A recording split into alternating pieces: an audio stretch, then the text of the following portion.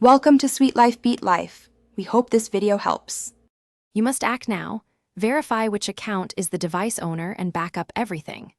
Open Settings, go to People, then Manage other users to confirm the admin.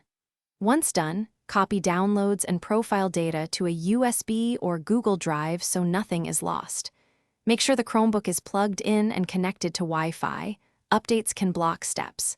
If the owner account is missing, prepare account recovery info. This moves you immediately into the removal flow, with data preserved and prerequisites met.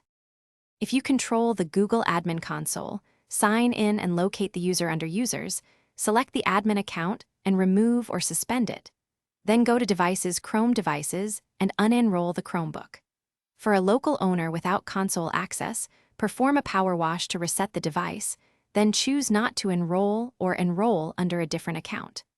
Make sure to remove the device from the old organization's inventory so it no longer enforces policies. Once unenrolled, the former admin privileges are cleared, and you can, after unenrolling or power washing, sign in with the new account to establish owner status and confirm settings under People shows the new owner.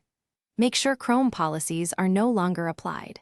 If the device still lists the old admin or policies persist, repeat the factory reset while disconnected from enterprise Wi-Fi, then recheck the admin console to remove any residual device entries.